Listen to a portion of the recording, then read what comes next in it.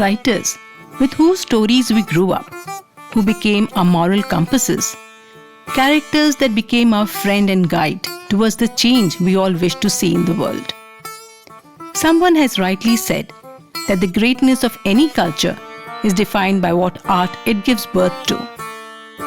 At Radio Talkies, it is our humble effort to say what we still can of art in the fast disappearing world of literature. In our masterclass series, today we bring to you Dr. Surya Bala. It is a known fact that we learn language from our mothers, and thus, whoever influences the ordinary folk, the mothers, the housewives, the aspiring girls, they shape our future. Surya Bala played a critical role in elevating ordinary spoken Hindi into a form of art. For her contribution to literature, she was awarded the prestigious Bharat Bharati.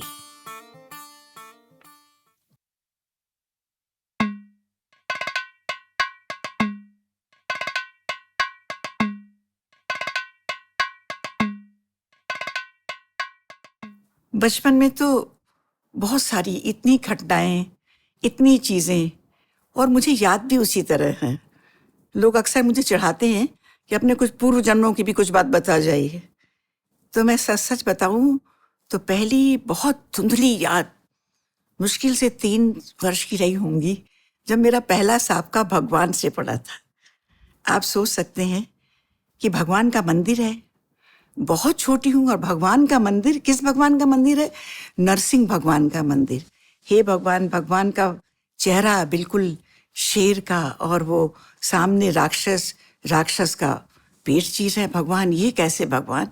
भय से मैंने आंख बंद कर ली। तो भगवान से पहला परिचय मेरा था। बहुत धुंधली याद, सिर्फ वो भय की वजह से मुझे वो याद है। और दूसरी बचपन की जो मेरी याद है, वो है पहले स्वाधीनता दिवस की। स्वाधीनता दिवस की वो पहली सुबह, जबकि हेलीकॉप्टर से पर्चियां गिराई जा रही थी। मतलब मुझे इतनी अलग था वो सब कुछ, इस वजह से मुझे याद है। नहीं तो वो तो उम्र नहीं थी ये सब याद रखने की। और पर्चियों पर लिखा हुआ था, आज हम स्वतंत्र हुए। और मेरे कानों में मेरे बाबूजी की आवाज़ आ रही थी। वो अपने किसी मित्र दोस्त को सुना रहे थे अपनी लिखी लाइनें, उठो हिंद वालों, हुआ है सवेरा। तो ये इतनी ऐसी यादें हैं कि मैं बहुत छुटपन की वजह से भी मुझे याद रह गई। और एक और है कि गांधी जी से जुड़ी याद, कि मैंने गांधी को इस तरह सुना, इतनी तरह के लोगों के मुंह से सुना। और पता नहीं, शायद स्वाधीनता के थोड़े पहले या बाद, जो बताया, बहुत छोटी थी मैं, कि वह गांधी जी आ रहे हैं, गांधी जी आ रहे हैं। गांधी जी कैसे आ रहे हैं? सिर्फ वो ट्रेन पास हो रही है प्रतापगढ़ से। तो आपको भी बीच में मैं ये बता दूं कि ये सब मैं जो बता रही हूँ यादें, मेरे पिता असल में डिप्टी इंस्पेक्टर ऑफ स्कूल थे। और जब से मैंने होश संभाला, उनकी एक जगह से दूसरी जगह उनके स्थानांतरण होते रहते थे। तो हमारा था कि एक शहर से दूसरे शहर 1 साल, 1.5 साल, 2 साल में चले जाते थे। तो पहले जो मैंने बताया नरसिंह भगवान का मंदिर, वो जालौन में। फिर हम प्रतापगढ़ आए, यहाँ स्वाधीनता दिवस, और उस पर ये गांधी जी आ रहे हैं। सारे नौकर चाकर, एक जुनून उमड़ रही है भीड़। तो मैं भी कह रही हूँ कि मैं भी, गांधी जी है क्या चीज़, मैं भी दुखूंगी। नौकर कह रहे हैं, बहनी हाँ, हम आपको कंधे पर बैठा के ले जाएंगे। तो कंधे पर बैठा के तो क्या, बड़े लोगों ने नहीं जाने दिया, नहीं गई। लेकिन एक वो गांधी के आने का जुनून, और उसके स्वाधीनता दिवस तो बताया, और उसके ठीक 1 वर्ष बाद गांधी का ना होना। शायद ये घटनाएं ही ऐसी थी कि इतनी छोटी होने पर भी मुझे याद है, ये 4, 4.5, 5 वर्ष तक में, कि गांधी अचानक शटर्स बंद हो रहे हैं, सड़कें सूनी हो गई हैं। आज के बच्चे उसकी कल्पना नहीं कर सकते हैं कि लोग रो रहे हैं सड़क फुटपाथों पर, विलाप कर रहे हैं। माँ ने खाना नहीं खाया है, दही घोल कर पी रही हैं। और सामने से गांधी की बड़ी सी, गांधी जी का चित्र रख करके शोभा यात्रा निकल रही है। लोग डबाडब आंसुओं में डूबे हुए वो शोभा यात्रा लेकर जा रहे हैं। आज तक इतिहास के किसी देश में कहीं मैंने ऐसा न सुना न देखा। बहुत छुटपन की आंखों की ये बात याद है। लेकिन ये तो थोड़ी सी बातें हुई। मैं आपको अपने माँ बाप और अपने बहन भाइयों से ज़रूर मिलाऊंगी, कैसा हमारा घर था, कैसे हम रहते थे, क्योंकि मैं आज भी उसी बचपन में जी रही हूँ। हम 4 छोटी बड़ी बहनें, खूब लाड़ दुलार। जब मैं सुनती हूँ कि कहीं कहीं पर बेटियों से अलग तरह का सलूक किया जाता है, या बेटियों को खाना बनाना सिखाया जाता है, या बेटियों को सीना परोना सिखाया जाता है, या कहा जाता है कि तुम दूसरे घर जाने वाले हो, हमसे कभी नहीं कहा गया। हम मध्य वर्गीय 4 बेटियां, इन कभी भी नहीं कहा गया। हमसे कहा गया तुम गाना गाओ, तुम भजन सुनाओ, देखो ये लोग आए हैं, घर में किदवई साहब आ रहे हैं, मौलवी साहब आ रहे हैं, आओ बच्चों पैर छुओ, चलो मौलवी साहब को अपना गाना सुनाओ। तो ये सब चीज़ें हमारे बचपन की थी। मुझे लगता है कि मैं अपनी पीढ़ी की ज़्यादातर महिलाओं से उनके बचपन के बारे में जो सुनती हूँ, उससे मेरा बचपन थोड़ा सा अलग है, साधारण सा। पिताजी भी शौकिया लिख रहे हैं, माँ और पिताजी खूब नोक झोंक कर रहे हैं, कजली की भी नोक झोंक हो रही है, कवित्त छंद सवैयों चौपाई की भी हो रही है, शेर शायरी की भी हो रही है। तो ऐसे में, और लेकिन कहीं कोई लेखक वगैरह नहीं है हमारे आसपास, कहीं कोई लेखक साहित्यकार नहीं भटकता था।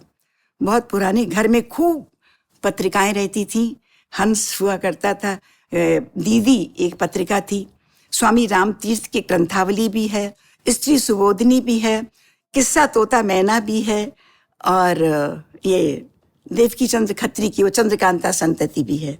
अंग्रेजी की, उर्दू की और संस्कृत की, हिंदी की, तो ये 4 भाषाओं की कभी सब पुस्तकें घर में हैं, पत्रिकाएं हैं। और माँ मेरी बड़े उससे कहती थी, थोड़े से छिपे हुए गुरूर के साथ, कि मुझे हिंदी और रोमन भी आती और उर्दू। तो रोमन मतलब अंग्रेजी में ही हिंदी का कुछ ले जाना। और माँ मेरी जब कभी हम बहुत गलतियाँ करते थे तो फारसी में डांट दिया करती थी। तो हम डांट भूल करके बड़े खुश होकर के माँ की फारसी सुनने लगते थे। मुझे अभी तक याद है कि जब हमने ज़रा सा जवाब दिया है कुछ, तो एक बार माँ ने कहा था, अम्मा ने, जवाबे जाहिले बशत खामोशी। तो हम तो टक रहे, अरे वाह, अम्मा तो फारसी में डांट रही है। और एक बार और बड़ा अच्छा लगा था, जब नुक्कड़ का चूड़ी वाला, मुसलमान चूड़ी वाला, अम्मा से अपना पोस्ट कार्ड पढ़वाने आया था। सोचा अच्छा, इसे नहीं आती उर्दू और अम्मा इसका पोस्ट कार्ड पढ़ के सुना रही है। तो इस तरह का बचपन था मेरा। और एक बड़ी मामूली सी अजीब सी घटना मुझे याद आ रही है इसके थोड़े से पहले की, कि हमारे घर में इक्का घोड़ा हुआ करता था। और इक्का घोड़ा, और घोड़ा रहेगा तो घोड़े को देखने के लिए साइज रहेगा। तो एक दिन मैं खड़ी थी और मैं देखती थी कैसे ये घोड़े के लिए चना आता था राशन की दुकान से, भिंगो के खिलाया जाता था। तो मैंने एक दिन देखा कि ये साइज खाना खा रहा है अपना बना के, चुपचाप। बहुत छोटी थी मैं, 3.5-4 साल की, और देख रही हूँ कि उसने कैसी किसी बटलोई में दाल बनाई, मोटी मोटी रोटियां, और उसके पास एक पीतल की थाली थी जिसे परात हम लोग कहते हैं। उसने उसी थाली को टेढ़ा किया। उसकी पूरी गृहस्थी, उसका पूरा जो था वो यही था कि उसमें उसी थाली में दाल डाली, मोटी मोटी रोटियां ली, और रोटी को मसल के दाल से इस तरह स्वाद लेकर खा रहा था। पूरी रोटी खत्म हो गई तो उसने रोटी के ही टुकड़ों से पूरी थाली को कांच लिया, और उसके बाद उसने उसी थाली में अपने लोटे से थोड़ा सा पानी डाला और थाली उठाकर उसको भी पी गया। वहीं पास में सईस की कोठरी थी, तो पास से उसने सूखी घास उखाड़ी, मिट्टी उखाड़ी, अपनी थाली को माजा, धोया। तो मैं हैरान देखी रही, कुछ समझ नहीं। अनजाने में उसे अपने बाबूजी की थाली की से उसकी तुलना हो गई मेरे अंदर, कि एक खाना बाबूजी खाते हैं, इतनी कटोरियाँ उनकी थाली में रहती हैं, चटनी अलग से रहती है और इतनी तरह की सजी हुई थाली रहती है। वो एक खाना ये साइज खा रहा है, उतना ही खुश है, बहुत बहुत ज़्यादा। तो ये तो मेरे बचपन का एक पक्ष था। और माता पिता जो मैंने कहा कि बहुत खुश रहते थे, बेटियों को लाड़ लगाते थे। लेकिन उसके बाद मैं छठी में थी जब मेरे पिता नहीं रहे थे और मेरा सारा बचपन एक अंधेरे में डूब गया था। माँ थी खुले आसमान के नीचे, 4 बेटियां, एक 2.5 साल का बच्चा, और उसके बाद हमारे संघर्ष का एक बहुत लंबा सिलसिला चला था। तो मुझे लगता है उन अभावों की बात ना करूं जिनके अंदर हम पूरी उम्र, जब तक मेरा विवाह नहीं हो गया तब तक हम बहुत विपन्न होते हुए भी संपन्नता का अभिनय करने के लिए विवश थे। ये हमारी खुददारी थी, ये हमारा स्वाभिमान था कि शहर में मेरी माँ का, हमारा नहीं, हम तो वो समझ ही नहीं थी कि नहीं, हम वैसे ही रह रहे हैं, वैसे ही संपन्न हैं जैसे कि डिप साहब के रहने पर रहा करते थे। क्योंकि लोग कहा करते थे कि डिप साहब ने अपनी लड़कियों को बहुत अच्छी तालीम दी है। ये भी बड़ी मज़ेदार बात है। क्या अच्छी तालीम दी है कि आप हिंदी में सवाल करिए तो वो अंग्रेजी में जवाब देंगी। आप पूछिए तुम्हारा नाम क्या है तो कहेंगी कि माय नेम इज सूर्यबाला उर्फ मोहिनी। मतलब ये मज़ेदार। और मैं अब सोचती हूँ कि ये अंग्रेजी का एक स्टेटस सिंबल वाला जो स्वरूप था, ये मेरे बचपन से चला आ रहा है। और इस तरह से घरों में बच्चियों को, वही तुम्हारे ईयर को क्या कहते हैं और पेट को क्या कहते हैं, सिर को क्या कहते हैं। तो ये मेरा कहने का मतलब कि बहुत सारी चीज़ें, हंसी मजाक, नोक झोंक, हास्य व्यंग, और उधर से बहुत गहरा अवसाद।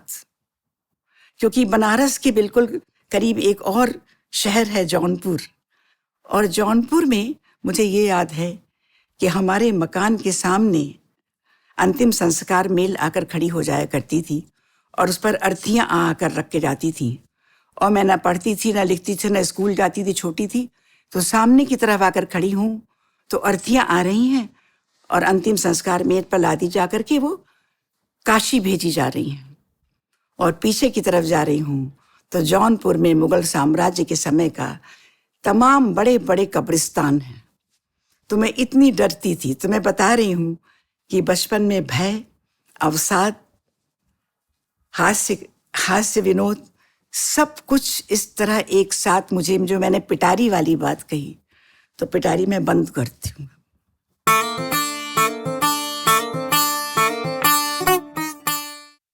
पढ़ाई के बारे में मैं बताऊं तो बड़ा दिलचस्प है ये कि मैंने पहली कक्षा से 5वीं कक्षा तक पढ़ाई नहीं की है। यहाँ वहाँ घर में आराम से खेल रहे हैं और बड़ी बहनें जा रही हैं। क्योंकि मेरे माता पिता इतना ज़्यादा लाड करते थे, उनको था कि बच्चे की इच्छा के विरुद्ध नहीं उसको कुछ होना चाहिए। मुझे ऐसे ही बहनों के स्कूल में भेज दिया जाता था और पिताजी तो डिप्टी इंस्पेक्टर ऑफ स्कूल थे। प्रिंसिपल से बात करके कहते थे इसको इस क्लास में लिख लीजिए ना। तो पहले मुझे भेजा जाता था कि बेटा जाओ देखो स्कूल तुम्हें कैसा लगता है। मैं जाती थी, इधर उधर देती थी, मेरे साथ बहुत अच्छी मिठाई भेज दी जाती थी, सब ले करके मैं जाती थी बाकायदे। और थोड़ी देर बाद स्कूल को नापसंद करके घर आ जाती थी। कैसा लगा स्कूल बेटा? बाबूजी अच्छा नहीं लगा। ठीक है मत जाओ, कोई बात नहीं। तो नहीं गए। और उसके बाद खैर एक और भी कारण ये था कि जो मैंने कहा कि उनका ट्रांसफ़र होता रहता था। तो उसके बाद बनारस में आकर के मेरा नाम, वाराणसी तब बनारस था। उसके पहले ये बता दूं कि तो पढ़ी कैसे। तो कभी भी अम्मा हमारे मुझे पढ़ा रही हैं। कैसे पढ़ा रही हैं? स्लेट ले रही हैं, स्लेट पे सुंदर सा गमला बना रही हैं और नीचे लिख रही हैं गमला, और मुझे दिखा रही हैं क्या है। तो कभी मैंने आ ई या इस तरह से मात्राओं से मैंने पढ़ा नहीं। गमला, आम, अम्मा, बाबूजी, और कैसे मुझे लिखना पढ़ना आ गया मैं नहीं जानती। एक और भी चीज़ थी, क्योंकि बाबूजी ये डिप्टी इंस्पेक्टर ऑफ स्कूल थे, तो घर में ढेर सी चिकनी चिकनी किताबें भी रखी होती थी।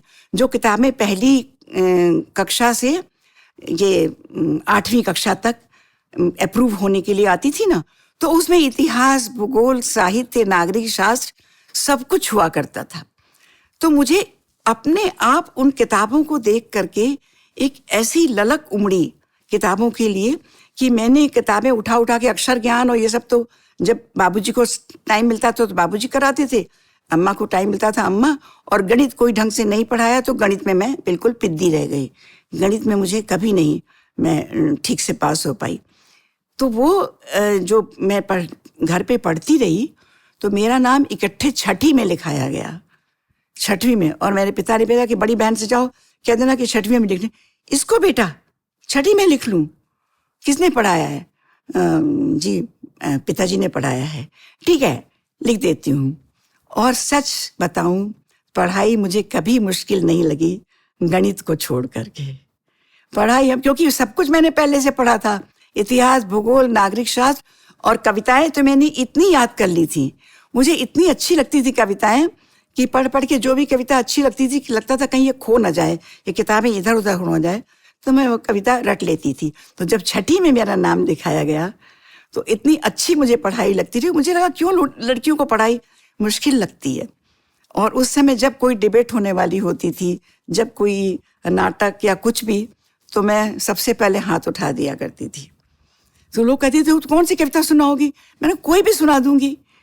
तो टीचर को आश्चर्य होता था कि अभी नई नई एडमिशन लिया है और कह रही कोई भी, स्वतंत्रता दिवस पर, गांधी पर। तो वो सब कविताएं अभी तक मुझे याद है। और इसी तरह मैंने वाराणसी के आर्य महिला महाविद्यालय, पहले इंटर कॉलेज, फिर डिग्री कॉलेज, और वहाँ की टीचरें, और वहाँ की सबसे अच्छी बात मैं आपको बताऊं जो आज मुझे लगती है कि एक शिक्षिका मराठी है, एक शिक्षिका गुजराती है, 2-3 शिक्षिकाएं बंगाली हैं, पंजाबी हैं, मतलब साउथ इंडियन, दक्षिण भारतीय। तो कभी मुझे कोई भी भाषा या कोई भी जो कहते हैं कोई गैर लगा ही नहीं हमेशा। तो उस बनारस में संपूर्ण भारत दर्शन था। और सारी वहाँ गरबा भी हो रहा है, रविंद्र तिरोधान दिवस भी मनाया जा रहा है। तो इस तरह उसी विद्यालय में मैंने BA तक पढ़ा। फिर MA के लिए, जो मैंने अभी संघर्षों की बात नहीं बताई, MA में आकर पहली बार मुझे लगा कि नहीं, धीरे धीरे माँ की सारी पासबुकें खत्म हो रही हैं और हमारे मामा चाचा कोई लोग भी नहीं थे सहारा देने के लिए। माँ ने अपने दम पर कि मैं इसी घर में रहकर अपने बेटियों को पढ़ाऊंगी और छोटे बच्चे को भी। तो वो मुझे अभी तक याद आता है कि कैसे हमारे स्कूलों में फीस जमा होती थी, कैसे हम बड़े होते जाते थे और फ्रॉकें छोटी होती जाती थी हमारी, और फिर उन फ्रॉकों को बढ़ाया जाता था। फिर बड़ी बहन उनको दूसरे उसे मैचिंग कलर का ला करके उसको इतने सुंदर डिज़ाइन देती थी उस फ्रॉक को कि जब स्कूल में जाती थी मैं, तो टीचर्स बड़े ध्यान से देखती थी और आपस में डिस्कस करती थी कि वही इसकी पिछले साल वाली फ्रॉक है कि अभी वाली फ्रॉक है। और हमेशा घर की तरह ही खूब सारा लाड़ दुलार मुझे स्कूल में मिला पूरे BA तक। और MA में आकर के मैंने हिंदी से बनारस हिंदू यूनिवर्सिटी से किया, और वो प्राइवेट किया। कहा मुझसे लोगों ने कि बहुत से ने कि नहीं आप परमिशन ले लीजिए, आप तो लिखती हैं आज में। हाँ, मैं आज में लिखने भी लगी थी। तो किशोर वय थी मेरी कि आप जाइए और आपको परमिशन मिल जाएगी। मैं एक दिन गई और मैंने लगा कि नहीं, मैं अलग हूँ। जो बच्चे फीस देकर पढ़ाई कर रहे हैं और जो बच्चे परमिशन लेकर पढ़ाई कर रहे हैं वो अलग होते हैं। मैंने चुपचाप घर में प्राइवेट रह करके पढ़ा, और उसके बाद चूँकि 59% आ गए थे नंबर, तो लोगों ने कहा कि नहीं PhD करो। ये सब मेरी माँ की महत्वाकांक्षाएं थी। मेरी आकांक्षा सिर्फ ये थी कि माँ की चिंता किस तरह कम हो सकती है। बहुत पहले बचपन की बारे में पूछा ना, तो मुझे कुछ ऐसी यादें हैं जो कभी भूलती नहीं। जब मकान के टैक्स वाला, बिजली के बिल वाला, या किसी और तमाम बिजली फ्यूज हो गई है, ये सब आते थे, और मुझे अभी भी याद है कि हाँ, बहुत खूबसूरत हमारा मकान था जो मेरे पिता ने बनवाया था। पिता के जाने के बाद मकान रह गया था, उसमें हम सब रह गए थे, माँ बेटियां। तो नीचे वो अभी तक मुझे याद है, बादामी कागजों के पुलिंदा वो मकान टैक्स का लेकर आकर खड़ा था, और उसको देख के मैं सहम जाती थी कि अब अम्मा को फिर इसके लिए कहीं से पैसों का इंतजाम करना पड़ेगा। लेकिन एक दिन मुझे ये याद है कि नीचे से मकान टैक्स वाले ने देखा, इतना बड़ा आलीशान, इतना खूबसूरत सफेद मकान इन्हीं का। तो उसने नीचे से पूछा था गली में से कि माँ जी, ये आपका निजी मकान है? और अम्मा ने कहा था कि निजी यहाँ किसका क्या है बेटा। तो बहुत लंबा संघर्ष चला था वो। लेकिन उसी में एक चीज और बताऊंगी जो शायद सुनने वालों को पता चले। जो लोग कहते हैं ना, भाग्य की बात, पुरुषार्थ की बात, संयोगों की बात, तो मैं कहती हूं कि जीवन में बहुत कुछ ऐसा है जो आपके हाथों में नहीं है। विवेकानंद ने कहा है ना, मनुष्य अपने भाग्य का विधाता स्वयं है। मैं नहीं मानती इसको पूरी तरह। मनुष्य तभी तक अपने भाग्य का निर्माण कर सकता है जहां तक वो पुरुषार्थ आवश्यक है, जहां तक कि भाग्य अवश्य उसके साथ होना चाहिए। ये दूसरी बात है कि भाग्य भी पुरुषार्थियों का ही साथ देता है। तो वो एक मुझे स्कॉलरशिप के लिए, मेरे पास बिल्कुल माँ के पास पैसे नहीं रह गए थे, 2 बहनों के विवाह हो चुके थे, पासबुकें खाली थीं। ये मेरी कई उपन्यासों और कहानियों में आया है। तो स्कॉलरशिप के बिना कैसे होगा? मैं प्राइवेट स्टूडेंट थी।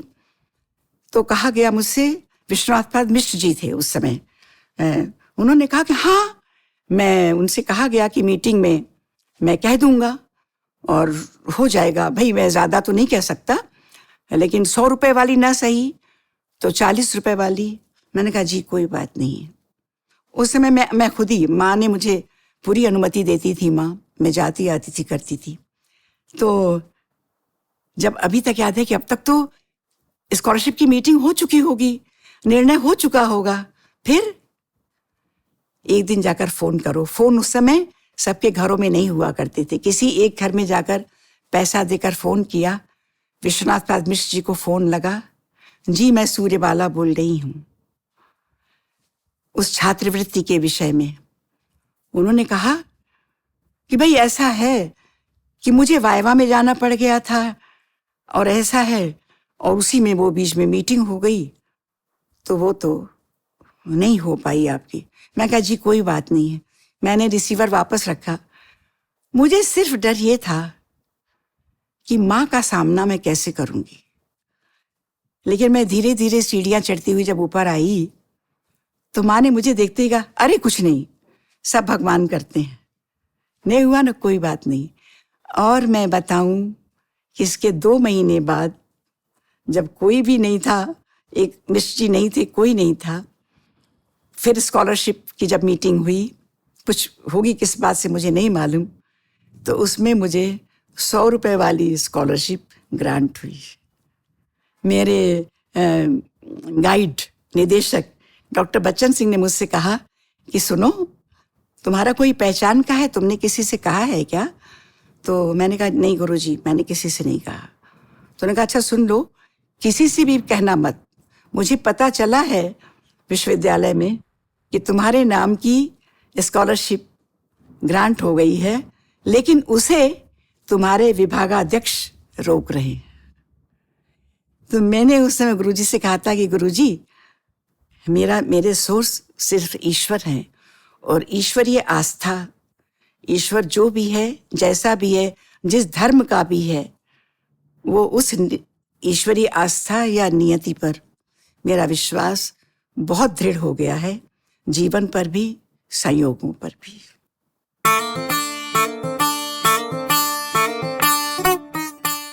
लोग अक्सर पूछते हैं कि प्रेरणा कहाँ से मिली या कैसे क्या। तो ये मुझे लगता है कि घर में जो सब चौपाई कवित्व चलता रहता था, और बाद में जो अभाव घर में आया, और जो घर में जो स्थिति थी, जब अपने आप को लगा कि कोई हमसे सहानुभूति प्रदर्शन न करे, मुझे निरीह ना माना जाए। सबसे ज़्यादा मेरी मेरे अंदर एक छोटी बच्ची के अंदर, जो छोटी बच्ची क्या धीरे धीरे बड़ी होती किशोर वय की थी, और 8-9 वर्ष की आयु में एकाएक एक छोटी सी तुकबंदी हो गई। उसको मैं कविता तो नहीं कहूँगी, लेकिन हाँ, उसकी कुछ पंक्तियाँ ऐसी थी जिनको देख के लगता है कि ये ठीक ठाक कविता बन गई थी, बांसुरी।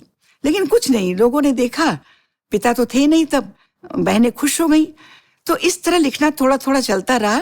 फिर आज एक बहुत ही सम्मानित पत्र हुआ करता था उत्तर भारत का, और मैंने आज के बाल संसद में अपनी कविताएं भेजनी शुरू की। और उस समय जो मैंने कहा कि संयोगों का मेरे जीवन में बड़ी अभूतपूर्व भूमिका रही है। तो आज के जो एडिटर थे, ये जो कहते हैं परिशिष्ट के संपादक, तो वो मोहनलाल गुप्त जी थे। उन्होंने देखा और फिर बताया मुझको कि तुम तो मेरे पड़ोस में ही रहती हो, मेरे घर आया करो, और अपनी रचनाएं पोस्ट करने की भी जरूरत नहीं है, मेरे घर आया करो, मुझे दे जाया करो, और मेरे पास ढेर सी किताबें हैं, ले जाया करो, पढ़ा करो। तब तक मैं इंटरमीडिएट बीए वगैरह में थी, तो मैं उनको दिया करती थी कविताएं।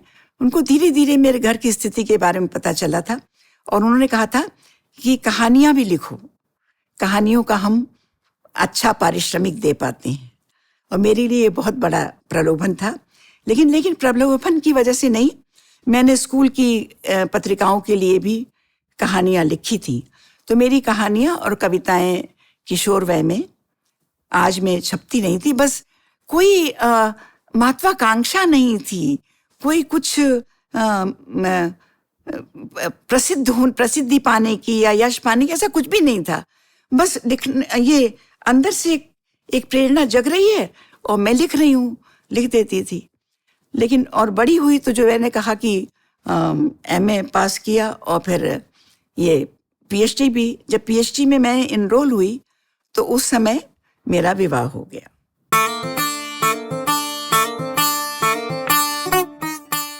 उसके पहले भी लोग पूछते हैं ना बड़े उससे कि इस तरह की उस जो लड़की थी, आप लिखती भी थी, तो आपके जीवन में प्रेम की क्या भूमिका रही? क्योंकि मैंने बहुत सी प्रेम कहानियां लिखी हैं, और मुझसे कहा जाता है कि उस समय, जिस समय प्रेम कहानियों के लोग दुश्मन हुआ करते थे, आपने उन दशकों में प्रेम कहानी लिखी, तो ये दुस्साहस आपने कैसे किया? मैंने कहा इसलिए कि मुझे बाहर से कुछ मतलब ही नहीं था, जो मेरा मन करता था वही मैं करती थी। लेकिन ये प्रेम तो नहीं होने की कोई गुंजाइश थी, लेकिन मैंने किशोर वय की जो एक हीरो वर्शिप वाली बात होती है उस पर, और किशोर वय की वया संधि की जो भावनाएं होती हैं, उसे लेकर के मैंने कुछ प्रेम कहानियां भी लिखी जो बाद में। लेकिन ये मुझे बड़ा अच्छा लगता था, आपसे बताऊं, अपने समय के प्रेम या अपने समय की संवेदनाओं और अनुभूतियों की बातें। कि किसी ने मुझसे कभी कहा था कि वो फलाना लड़का पूछ रहा था कि अरे मिन्नी की शादी हो गई? मिन्नी मतलब मेरा घर का नाम। तो उन्होंने कहा हो गई। तो कहा अच्छा, मैं मिन्नी को दुल्हन बनी देखना चाहता था। मुझे ये बात इतनी अच्छी लगी थी कि ये भी क्या भाव है एक लड़के का एक लड़की के लिए, जो कह रहा है कि मैं उस लड़की को दुल्हन बनी देखना चाहता था। ये सब चीजें भी बाद में मेरी कहानियों में आई।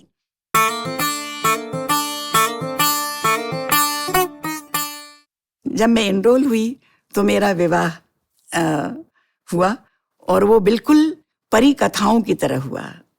दहेज उस समय खूब हुआ करता था, लेकिन जहां मेरा विवाह हुआ वहां उन लोगों ने कहा कि उनकी माँ से कह दो, क्योंकि मेरी माँ विवाह का खर्च कैसे आएगा, तो मेरा एक छोटा मकान था, उसको चुपचाप बेचने का इंतजाम कर रही थी।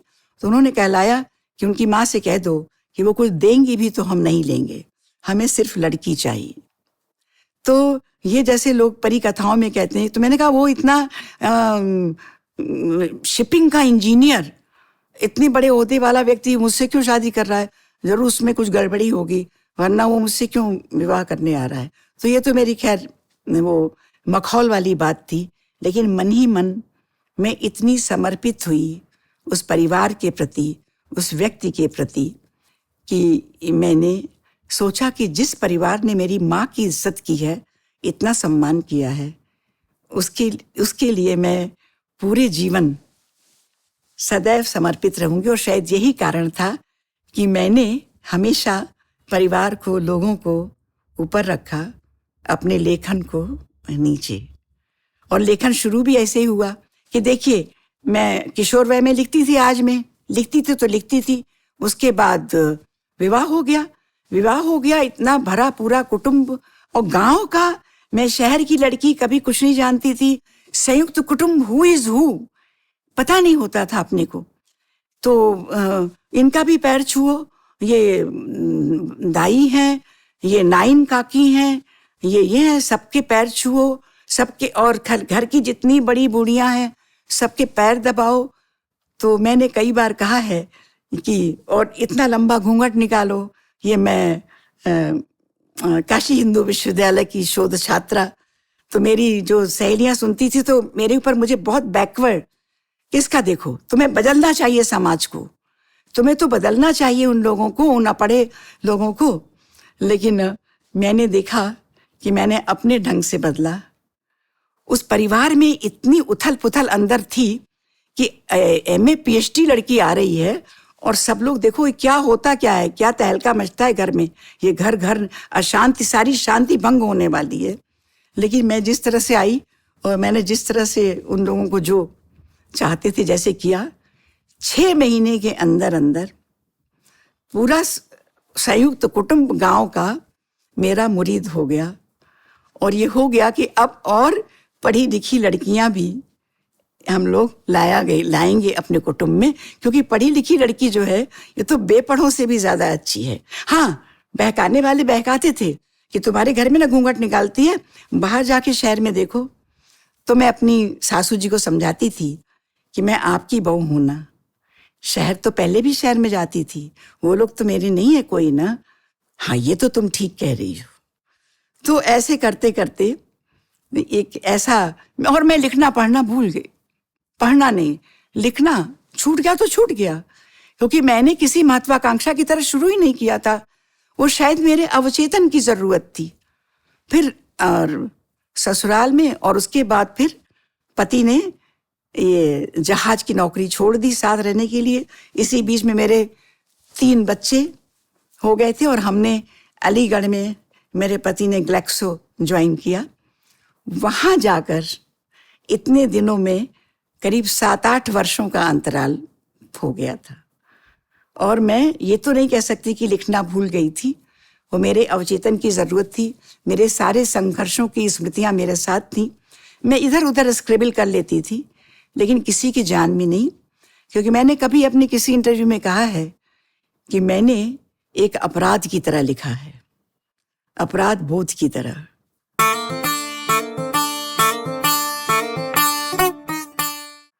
तो उन दिनों लिखने का तो कोई सवाल नहीं था, मन ही नहीं करता था। बहुत खुश थी, बहुत अच्छा पति, बहुत अच्छे बच्चे, बहुत अच्छे लोग, मल्टीनेशनल का एटमॉस्फेयर, जहाँ पर कि हिंदी कविता कहानी ये सब की कोई गुंजाइश नहीं।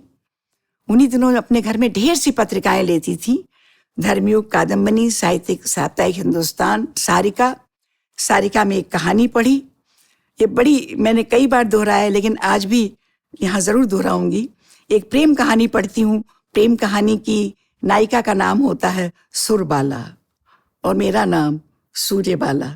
एक मजेदार प्रतिक्रिया सूझती है, मैं लिखती चली जाती हूँ, 1 page, 2 page, 3 page, 4 page, 4 foolscap की प्रतिक्रिया वो लिख करके मैं संपादक कमलेश्वर के पास भेज देती हूँ। 8 साल की अलेखिका, गृहिणी सिर्फ, कमलेश्वर जी सारिका के संपादक उस पत्र को उस प्रतिक्रिया को पढ़ते हैं और मैं लिख के भूल गई थी कि मैं तो लिख के हल्की हो गई, मजा आ गया लिख करके। लेकिन कमलेश्वर जी मुझे लिखते हैं, और मतलब लिखते हैं क्या कि वो खत मुझे याद है। जब पति आए ऑफिस से तो मेरे हाथ सामने लिफाफा दिया, कमलेश्वर की राइटिंग, और लिखा हुआ है कि प्रिय सूर्यबाला जी, आपकी रचना देखी, इसमें निहित व्यंग्य को भी देखा, और मुझे लगा कि यदि आप नियमित रूप से लिखें तो हिंदी को आपसे कुछ बहुत अच्छी रचनाएं मिल सकती हैं। आप लिखें और अपनी कुछ रचनाएं मेरे पास पढ़ने के लिए भिजवाएं। उनको था कि कहीं फटाफट छपने के लिए, छपने का मेरे अंदर छपने वगैरह कुछ नहीं था। मैंने फिर से उन्हें बड़ा मज़ेदार पत्र लिखा, लेकिन अपनी कहानियाँ आधी अधूरी 7-8 वर्षों पहले की तलाशी पूरी की। कहानियों के प्लॉट सब कुछ तो बहुत ज़्यादा था, बहुत सी अधूरी कहानियाँ भी थीं। सब निकाला और करके उनको हाथ से ही खिंच के भेज दी। वो कहानी स्वीकृत हो गई। कमलेश्वर जी का दूसरा पत्र आया कि आपकी कहानी, पहली कहानी ये स्वीकृत है, इसको महिला कथाकार अंक। तो 72 का अक्टूबर अंक सारिका का महिला कथाकार अंक। मेरे साथ और भी बहुत से लोग नए कथाकार थे उसमें। तो इसके बाद देखिए कितनी बड़ी बात होती है किसी नए कथाकार के पास, किसी नए लेखक को किसी बड़े का सौंपा हुआ आत्मविश्वास कि अब मेरे पास मैं ऐसा लिख सकती हूँ कि पहली कहानी हिंदी की शीर्ष पत्रिका में पहली कहानी मेरी आ सकती है।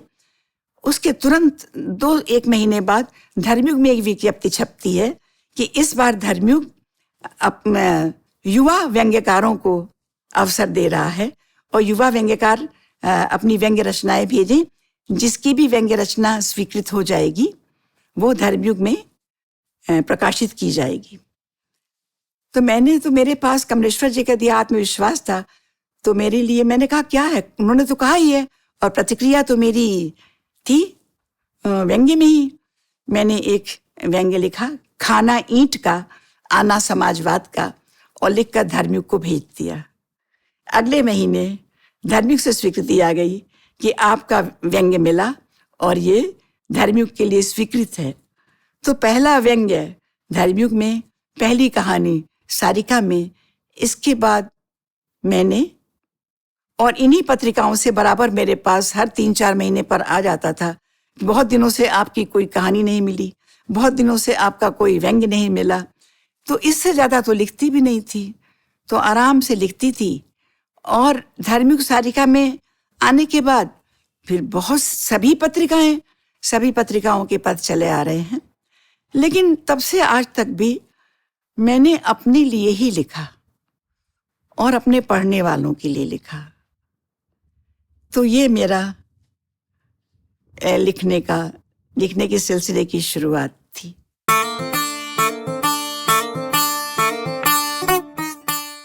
घर वालों को मुझसे बहुत खुश थे और मैं जो कुछ करती थी उससे बहुत खुश थे, और पति खुश थे। लेकिन ये कुछ कर रही है, साहित्य से उन लोगों का कुछ खास लेना देना नहीं हुआ करता है। आप देखिए सामान्य लोग जो हैं वो छपने के नाम से, कहानी छपी है, इससे कहानी क्या होती है, कहानी कैसे लिखी जाती है, ये नहीं। तो लोगों की प्रतिक्रिया अच्छी थी। मेरा देवर लिख रहा है, सब जगह शोर हो गया कि भाभी की कहानी छपी है, भाभी की कहानी छपी है। मेरे बड़े ससुर जी भी पढ़ रहे हैं मंगा के, और कह रहे हैं। मुझे याद है कि मेरी चौथी कहानी निर्वासित थी, और निर्वासित में पहली बार ये आया था प्लॉट, ये कथा वस्तु, कि बड़े हुए लड़के अपने पिता का पुश्तैनी घर बिकवा कर माता पिता को अपने पास बुलाते हैं, और उसके बाद आपस में तय करते हैं कि माता पिता अलग अलग, माँ अलग एक भाई के पास रहेगी और पिता दूसरे के भाई के पास। मुझसे कहा गया कि आपके पहले ये प्लॉट, ये कथा वस्तु, ये 74 की कहानी होगी बेटा, ये चौथी कहानी मेरी। और इसके बाद इस पर बहुत सी फिल्में बनी। उस समय ही मुझसे कहा गया कि आपको नहीं पता, आपके इस प्लॉट को लेकर इस पर फिल्म बन रही है, अवतार है और कोई थी। मैंने कहा अरे मैं बिल्कुल नई अदना सी लेखिका, 4 कहानियों की, फिल्म वालों को कहाँ से और कितने लोग, पीपल थिंक अलाइक, इसमें क्या करना है। तो मैं कभी ऐसी चीज़ों पर मैंने ध्यान नहीं दिया, और लोगों की प्रतिक्रिया भी ठीक है। अब उसके बाद छप रही है भाभी, छप रही है बहू, बस इतना ही था।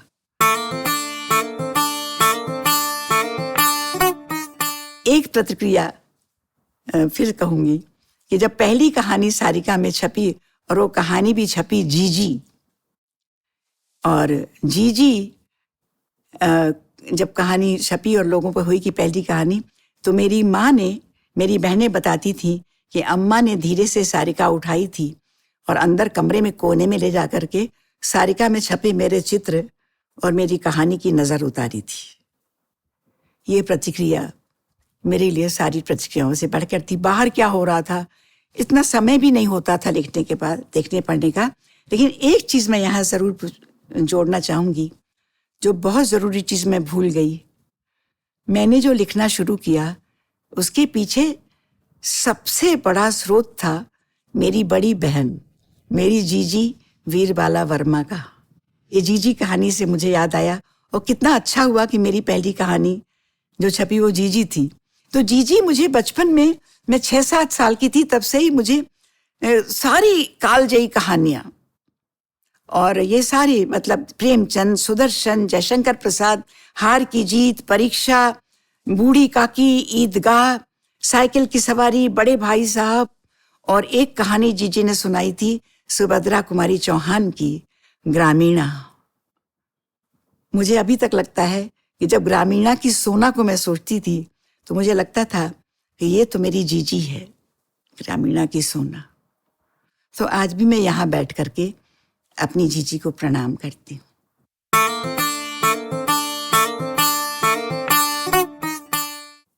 अब मुझे लगता है कि हम जो कुछ भी होते हैं ना, वो सबके इन्फ्लुएंस ही होते हैं।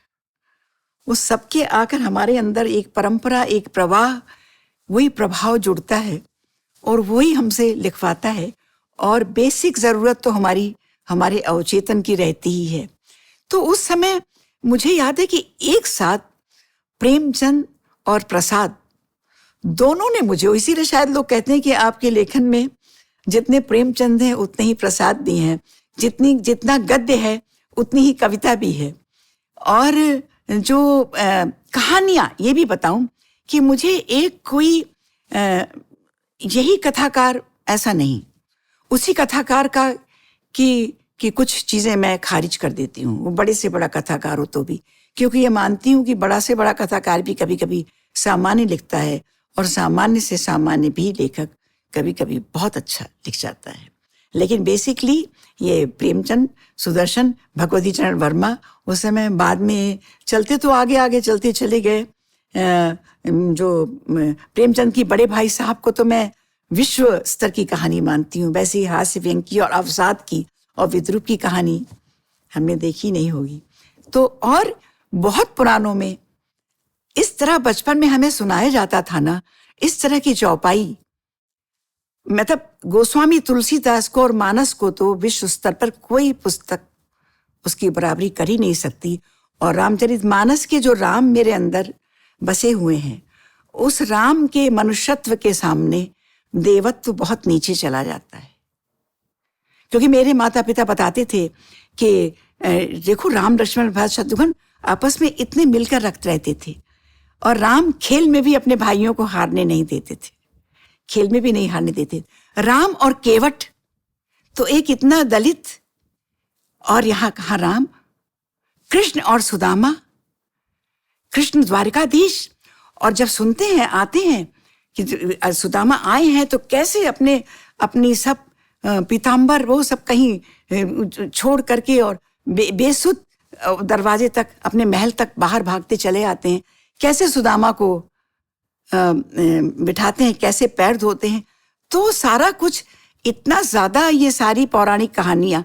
और एक कहानी तो अभी मैं बताऊं, जो प्रभाव की बात तुमने इन्फ्लुएंस कही है, कि पिता मुझे कहानी सुना रहे हैं कि देखो क्षीर सागर में विष्णु भगवान लेटे हुए हैं, लक्ष्मी जी पैर दबा रही हैं। वो पूरा बहुत लंबा प्रसंग है कि भृगु ऋषि गुस्से में तमतमाए हुए आते हैं और लेटे हुए विष्णु भगवान के हृदय स्थल पर जोर से अपने पैरों से प्रहार करते हैं। जोर से पैर मारी, तुरंत विष्णु जी कहते हैं, अरे मुन्ने, मेरी कुलिश के समान कठोर छाती, आपके पैरों में चोट तो नहीं लगी? तो हम बचपन में, मैंने कहा ना कि हम तर्क नहीं करते थे, बस सुनकर विभोर हो जाते थे, और वो हमारे अंदर कहीं वो चीजें, तो ये सारी चीजें जो हैं, ये हमारे प्रभाव तुम कह सकती हो।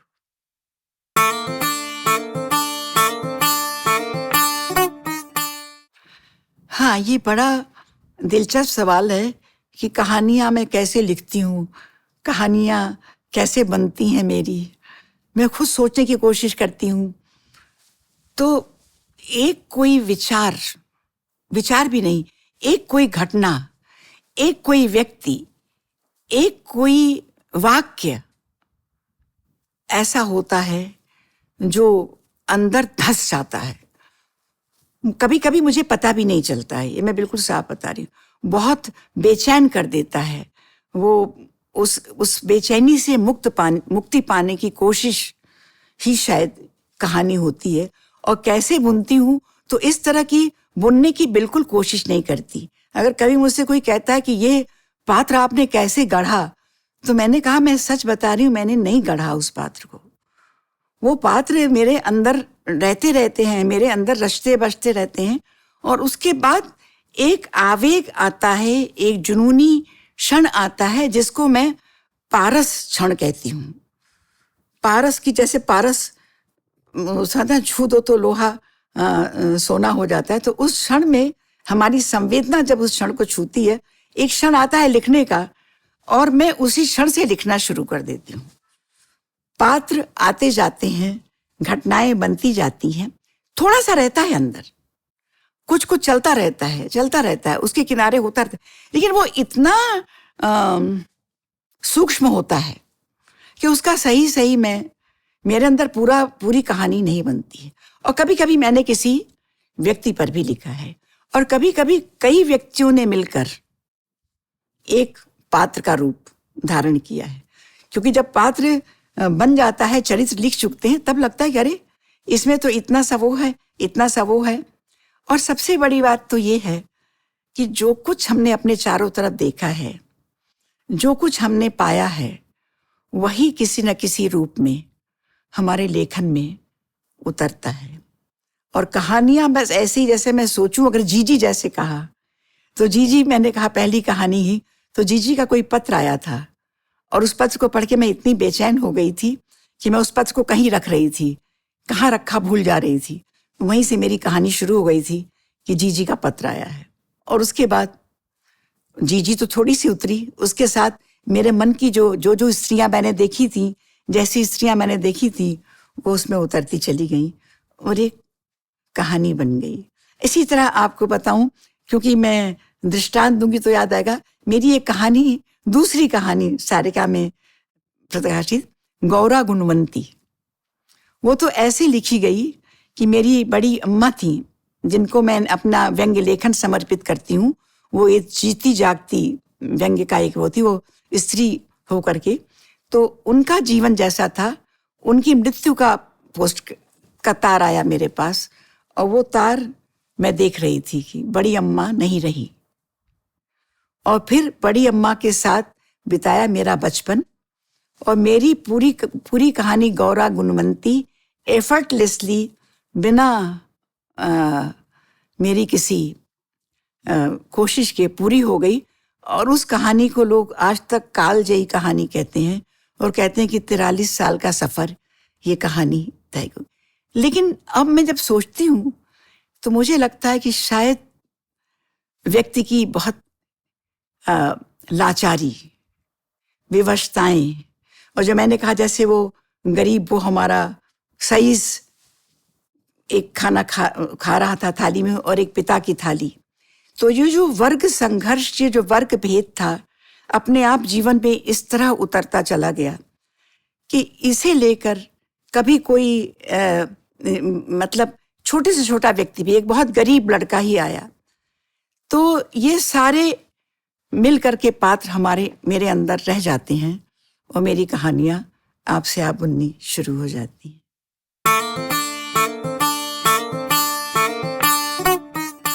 लिखने का स्टाइल ना हम बनाते नहीं हैं, वो भी नैसर्गिक ही होता है। और ये जरूर है कि चूंकि मैं हास्य व्यंग्य भी लिखती हूँ ना, लोग कहते हैं मुझसे कि व्यंग्य तो किसी महिलाएं, हमारी पीढ़ी में तो किसी महिला ने मुझे छोड़कर व्यंग्य लिखा ही नहीं था। मेरी पुरानी पीढ़ी की शांति मल्होत्रा जी थी, और मेरी पीढ़ी की एक अलका पाठक थी हमारे साथ। बाद में अब बहुत सी महिला व्यंग्यकार हो गई हैं। तो ये जो शैली थी, शायद घर में हमने जो सुनी थी, घर में हमारे जो अवसादी शैली भी थी, और हास्य व्यंग्य नोक झोंक भी चलती थी, तो ये सब कुछ मिल करके, तो कभी कभी आप हमारी किसी कहानी को देखेंगे तो पूरी शुरू से अंत तक अवसाद में चली है, और कहीं बीच में आप देखेंगे तो काव्यात्मक कोई कहानी अपनी कथ्य के अनुरूप हो गई है, और कहीं आप देखेंगे तो वो नुक्तेदार व्यंग्य और उसमें है।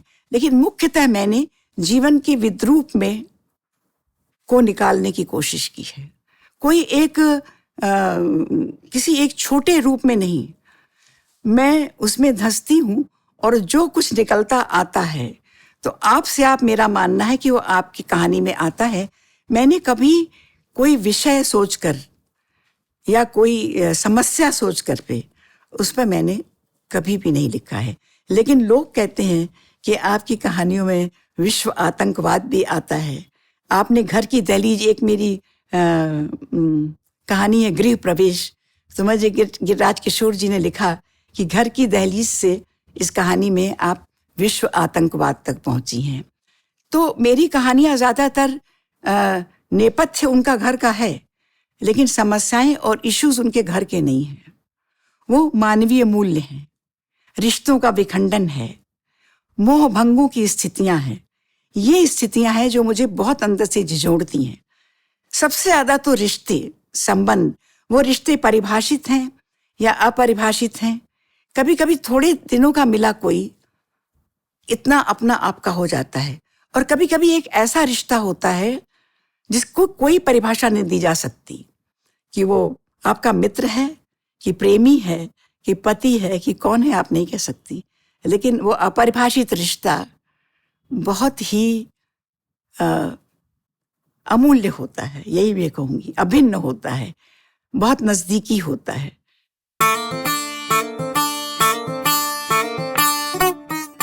भाषा की दृष्टि से मुझे लगता है कि एक अनुशासन बहुत ज़रूरी है। भाषा का एक अनुशासन होना ही चाहिए, और बदलाव अवश्य आए, बदलना ज़रूरी है, क्योंकि हमारा कोई भी, हमारी परंपरा ही कोई एक स्थिर वो नहीं है। उसमें लगातार बदलाव नदी की धारा की तरह, नदी के प्रवाह की तरह आते रहते हैं। तो लेखक में भी, लेखक के लेखन में भी, कहानियों में भी, भाषा में भी। लेकिन मूलतः मैं मानती हूँ कि जैसे जीवन में अनुशासन बहुत आवश्यक है, अनुशासन और संतुलन, उसी तरह लेखन में भी अनुशासन और संतुलन की बहुत आवश्यकता है। और दूसरी चीज़ कि गद्य की भी एक लय होती है, गद्य में भी सिर्फ कविता की नहीं होती। तो भाषा ऐसी ना हो कि कुछ नया से नया प्रयोग, या हम कुछ ऐसा दें कि जो सबको चौंकाने वाला हो, तो उससे वो साहित्य बहुत दिन तक नहीं चल सकता है। हम जो कुछ भी दिखाएं वो बहुत विश्वसनीय दिखाएं। पाठक को, पढ़ने वाले को उसकी कहानी चाहिए होती, जिससे वो अपने आप को रिलेट कर सके कि हाँ, मेरी एक पाठिका ने कहा था कि आपकी कहानी पढ़ के मुझे लगता है कि ये सब मेरे साथ भी घटित हुआ है, ऐसा महसूस होता है। और ये भी लगा है कभी कि अगर नहीं घटित हुआ है तो घटित हो। ये बड़ी अजीब सी प्रतिक्रिया थी। तो ये थोड़ी सी बातें हैं जो मैं भाषा को लेकर सोचती हूँ।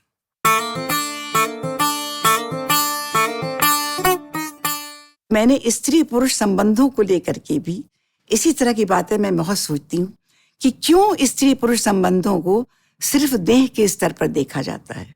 ये बहुत शुरू से मेरी शुरुआती कहानियों से लेकर के अभी जो मेरा उपन्यास आया है कौन देश को वासी वेणु की डायरी, इसमें भी मैंने स्त्री पुरुष संबंध का एक ऐसा ही एक छोटी सी उपकथा ली है, जिसमें कि दोनों आधुनिकाएं भाभी ननद से पूछती है कि आपका वो जो रोहित सर हैं वो, तो वो कहती है वसुधा कि रोहित सर से मेरा संबंध मेरी समस्या नहीं है, मेरी उपलब्धि है।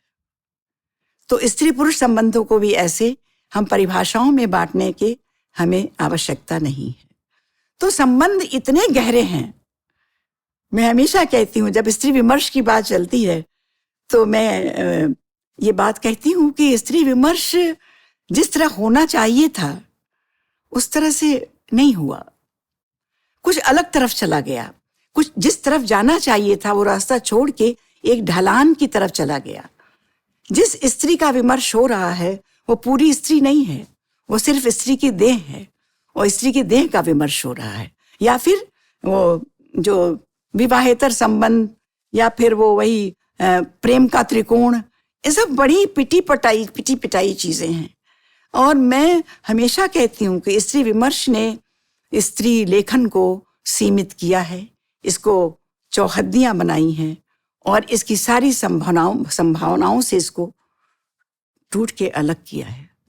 स्त्री विमर्श, स्त्री बहुत गहरी है, स्त्री के स्वप्न, स्त्री की आकांक्षाएं, स्त्री की मानसिकता, स्त्री कितने स्तरों पर सोचती है, स्त्री कितनी गहरी है, स्त्री के अंदर कितने प्रकोष्ठ हैं, कितनी सुरंगें हैं कि आप तेलते चले जाइए। तो मैं अभी नए लेखकों से कहना चाहती हूँ कि आप वो शोध करिए, वो संधान करिए, वो देखिए कि कहा उस स्त्री का विमर्श होता तो मुझे बहुत अच्छा लगता। लेकिन ये जो विमर्श हुआ है इसके लिए मैं बिल्कुल कह सकती हूँ कि नहीं, ये तो जो बात हुई ना कि लम्हों ने खता की थी, सदियों ने सजा पाई, तो जो एक गलती हुई है और स्त्री लेखन को इन 7वें 8वें दशक में, और जो स्त्री लेखन को प्रतिबद्धता के नाम पर, पारदर्शिता के नाम पर, ईमानदारी के नाम पर, सब कुछ लिखने के नाम पर जो बहकाया फुसलाया गया है, वो सिर्फ समाज की पुरुष वर्चस्वी साजिशें थी जो सचमुच शातिर थी। और उन्होंने ये सब न करती, जिन लोगों ने किया वो ये सब न भी करते तो भी वो साहित्य में सरनाम रहते, प्रतिष्ठित रहते। वो उन्होंने क्यों किया? और फिर भी अच्छा ये था कि जो बहुत ही परिपक्व कलमें थी, हमारी पीढ़ी की बहुत सी लेखिकाएं, हम इस बहकावे में नहीं आए, दूसरी लोग भी, लेकिन वहाँ ब्रेन वॉश इतना जबरदस्त था कि वो बहुत सी नई पुरानी कलमों को वो इस तरह वो प्रभाव में अपने लेता चला गया कि वो उसको जो कहते हैं ना, लेखन का जो स्त्री विमर्श की तलाश थी, या जो स्त्री मुक्ति की तलाश थी, या हम कहते हैं चैतन्य स्त्री, या आप उसको कहिए सशक्त स्त्री या समर्थ स्त्री, वो सब कुछ बड़ा एक अजीब किस्म का घालमेल होता चला गया। और मुझे लगता है कि स्त्री की जो तलाश थी वो पूरी नहीं हुई, जो तलाशने निकली थी वो उसे नहीं मिल पाया, और उसकी लेकिन तलाश जारी है।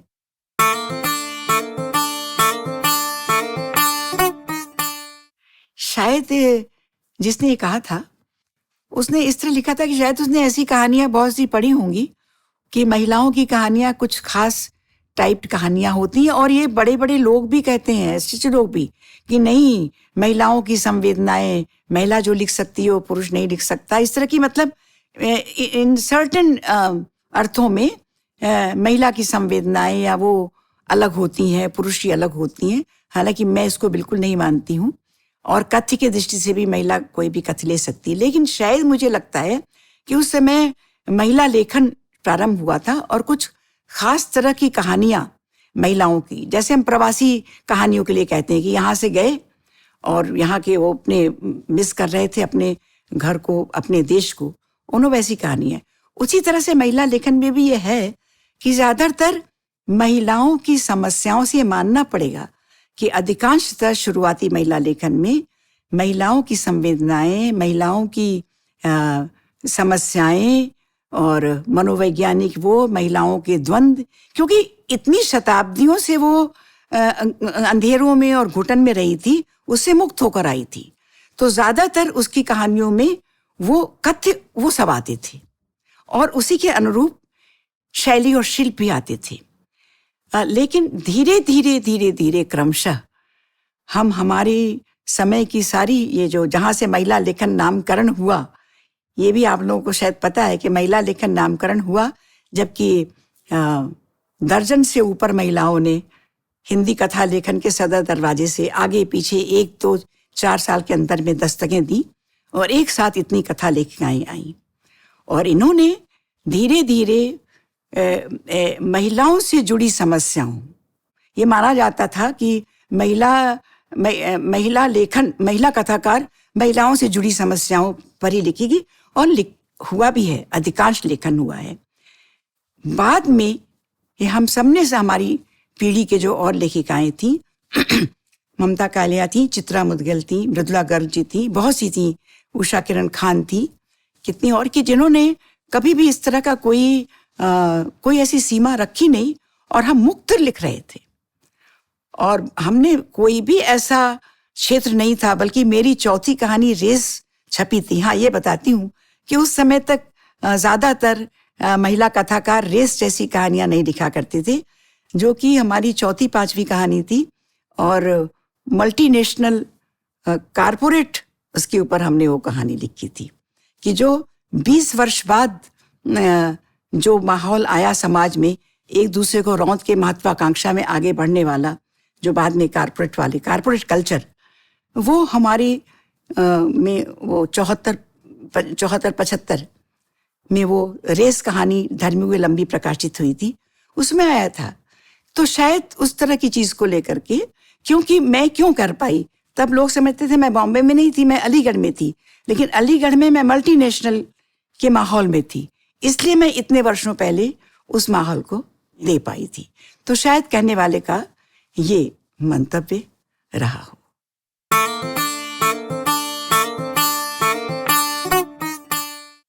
ये दो चीजें हैं। हिंदी साहित्य में बहुत अच्छा लिखा जा रहा है, लेकिन हिंदी साहित्य का भविष्य क्या है, ये समय, ये तो लगता है, मैं ही कहूंगी कि लम्हों ने खता की थी, सदियों ने सजा पाई, क्योंकि मुझे लगता है कि ये सारा कुछ जो हम परिणाम भुगत रहे हैं, ये मुख्यतः ये भाषा माध्यम, शिक्षा का माध्यम हिंदी से बदल करके अंग्रेजी कर देने की वजह से हुआ है। क्योंकि अंग्रेजी ऐसी स्टेटस सिंबल बन गई, और इस तरह हमने खुद अपने बच्चों को धुआंधार भेजा स्कूलों में, इस तरह से इंग्लिश मीडियम में, कि उससे क्या हुआ कि भाषा कोई अकेली नहीं आती, वो अपनी पूरी संस्कृति लेकर आती है। तो बच्चों के मन में हिंदी पढ़ने का, हिंदी साहित्य पढ़ने का, हिंदी कहानियां और हिंदी, वो उनके अंदर से वो धीरे धीरे उनका फ्लो खत्म होता चला गया, और उनमें रुचि नहीं रह गई, दिलचस्पी नहीं रह गई हिंदी पढ़ने की। लेकिन फिर भी हिंदी में विश्व स्तर का लिखा जा रहा है, और हिंदी में बहुत से ऐसे लेखक हैं जो ये सब सोच के हम नहीं लिखते कि ये कहाँ जाएगा, ये हम किसके लिए लिख रहे हैं। हम तो अपने को रोक नहीं पाते, हमें लिखना है, इसलिए हम लिखते हैं। और हमारा जो एक स्तर है और हमारी जो संवेदना की गहराई है, वहां तक पहुंचने पर ही हमें वो संतोष, वो तृप्ति मिल पाती है। तो हिंदी में बहुत अच्छा लिखा जा रहा है, लेकिन हिंदी साहित्य को लेकर के ये भाषा का प्रश्न आ गया है। मुझे अभी भी लगता है कि हम अंग्रेजी माध्यम न करते, अंग्रेजी पढ़ाते, इंग्लिश हम पढ़ाते एक विदेशी भाषा की तरह, इंग्लिश को हम एक माध्यम की तरह नहीं पढ़ाते, तो हमारे समाज, खाली साहित्य ही नहीं, क्योंकि साहित्य तो समाज का दर्पण हो रहा है, समाज में जो कुछ हो रहा है साहित्य में वो प्रतिबिंबित हो रहा है। तो इसलिए हिंदी के भविष्य को लेकर के मैं यही कहूँगी कि लिखने वाले तो लिखते ही रहेंगे, और मैं आशावादी हूँ। मैंने कहा कि मेरे पात्र भी, उनमें जिजीविषा है, उनमें खुददारी है, उनमें आत्मसम्मान है, स्वाभिमान है। तो हिंदी को लेकर के हमें अभी कम से कम निकट भविष्य में मुझे लगता है कि कोई न कोई रास्ता निकलेगा, और पढ़ने वाले रहेंगे और लिखने वाले भी लिखते रहेंगे इसको।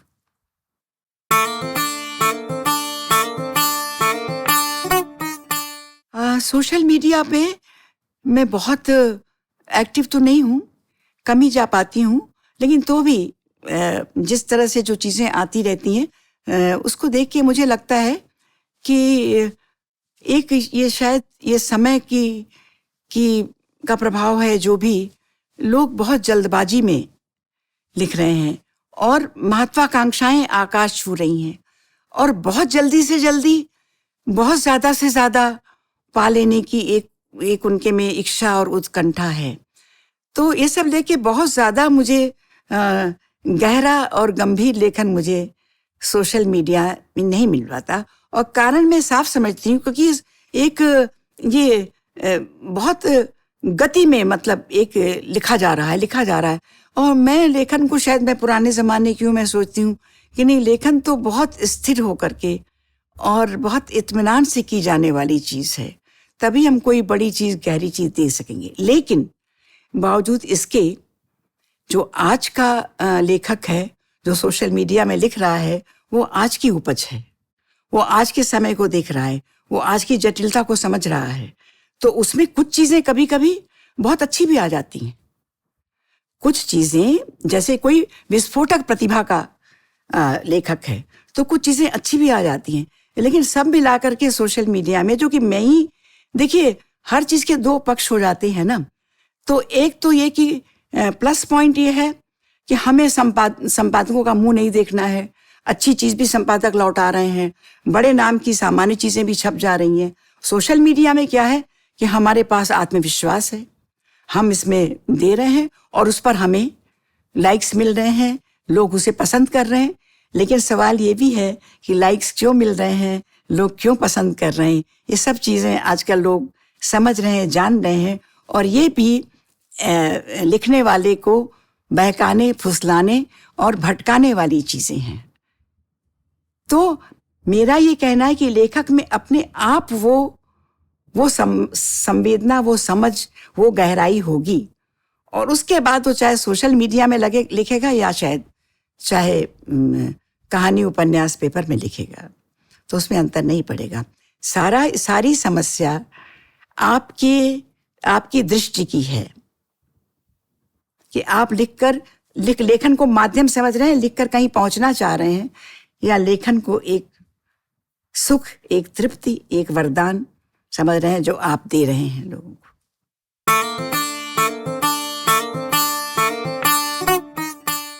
डूब कर लिखो, लिख सकते हो तभी लिखो, जो लिख सकते हो वो लिखो, जो तुम्हारा मन करे सिर्फ वो लिखो। जो साहित्य का बाजार मांग रहा है वो मत लिखना कभी।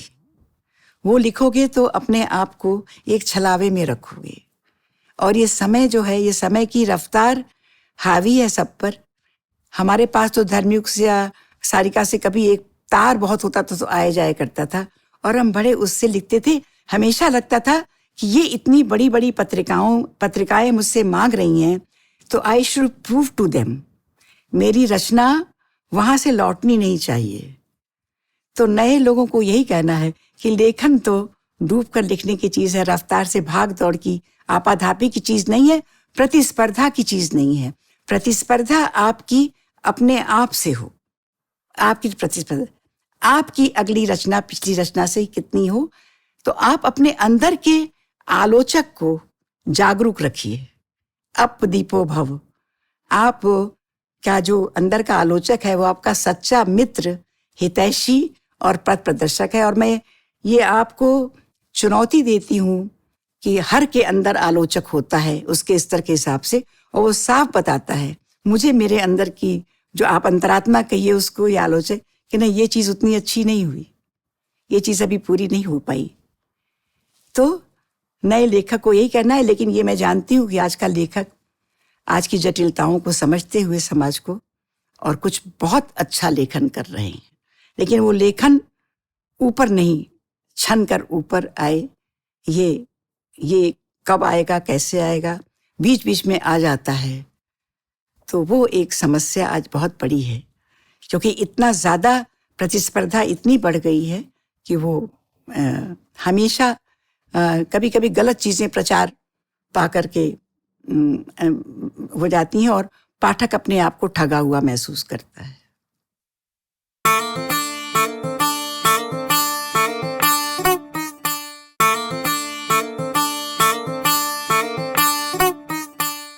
कुछ कहानियां हैं जिन्हें लोग कहते हैं कि मैडम 45 साल से, जो मेरे पाठक जो थोड़े से हैं, बहुत ज़्यादा पढ़ी जाने वाली नहीं, तो वो कहते हैं। तो उसमें जैसे एक कहानी है बाबूजी और बंदर, लोग कहते हैं। एक कहानी है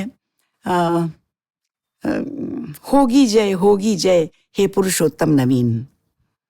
और एक दो कहानियां और मैं उसमें से 3-4 कहानियों पर बताऊंगी। मटियाला तीतर जो मैंने राजस्थान के एक लड़के पर लिखी है, एक बहुत लंबी कहानी। और एक आदम कद, जो लोग मुझसे कहते हैं कि आपने स्त्री तो मैंने कोई विमर्शी कहानियां नहीं लिखी हैं स्त्री पर, लेकिन जो लिखी हैं वो अलग तरह की। तो मैं बाबूजी और बंदर पे आपको कुछ पंक्तियां, इसके यही है कि मैंने वृद्धों पर बहुत कहानियां लिखी हैं, वृद्धों पर और बच्चों पर। लोग, मेरे पाठक कहते हैं कि आपके पास बहुत मनोवैज्ञानिक चित्रण आप करती हैं वृद्धों और बच्चों का। तो मैंने लगभग हर दशक में वृद्धों पर कहानियां लिखी हैं। तो उसमें ये शायद 3री-4थी कहानी है, लेकिन हर दशक में जो कहानी लिखी है वृद्ध पर, वो पहले दशक का वृद्ध जो था वो अगले दशक में और खुददार हुआ है और स्वाभिमानी हुआ है और सशक्त हुआ है।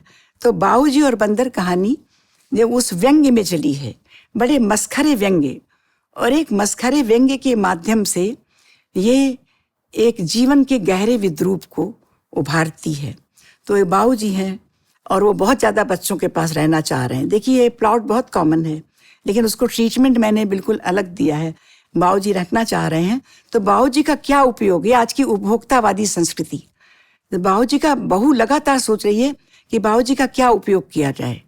तो अंत में उसको सूझ जाता है कि बाबूजी का ये उपयोग हो सकता है कि बंदर बहुत आते हैं हमारी छत पर, इतने बंदर आते हैं कि वो सब परेशानी हो जाती है, तो बाबूजी को बंदरों को भगाने का काम सौंपा जाए। और बाबूजी हर शर्त पर बच्चों के पास रहना चाहते हैं। तो बंदर तो बाबूजी नहीं भगा पाते, क्योंकि उसमें पोते भी चिढ़ाने लगते हैं कि नहीं भगा पाए, आप नहीं भगा पाए। और क्योंकि बाबूजी डर जाते हैं, खुद भी बूढ़े आदमी को बंदर खौंखियाता है। उसके बाद इस परिवार को बाहर जाना पड़ता है किसी काम से, और बाबूजी को छोड़ के जाता है उस घर में, महजी को कह के। और जब वो लौट के आते हैं कि, और उनको थोड़ी चिंता भी होती है बहू को। अच्छा, मेरी कहानियों में कोई खलनायक या खलनायिका कभी नहीं होते। मैं महसूस करती हूँ कि स्थितियाँ खलनायक या खलनायिका होती हैं। तो जब लौट के आती है, सोचती हूँ कि देख बाबूजी क्या कर रहे होंगे, कैसे होंगे। तो देखते हैं कि बाबूजी बरामदे में बैठे हैं और एक बड़े से कटोरे में भींगे चने रख करके, और ढेर से बंदर बैठे हुए हैं और बाबूजी उनको चने खिला रहे हैं। बाबूजी भी प्रसन्न हैं, बंदर भी प्रसन्न है। और पाठकों ने मेरे बड़े अच्छे ध्वन्यार्थ लिए हैं कि जब उस वृद्ध को अपने परिवार में, मनुष्य समाज में उसको नहीं मान्यता मिल पाती है, नहीं निकटता मिल पाती है, तो मानवेतर जगत में वो अपनी शरण स्थली ढूंढ लेता है। और बंदरों को भगा नहीं पाता तो बंदरों से एक दोस्ती करता है।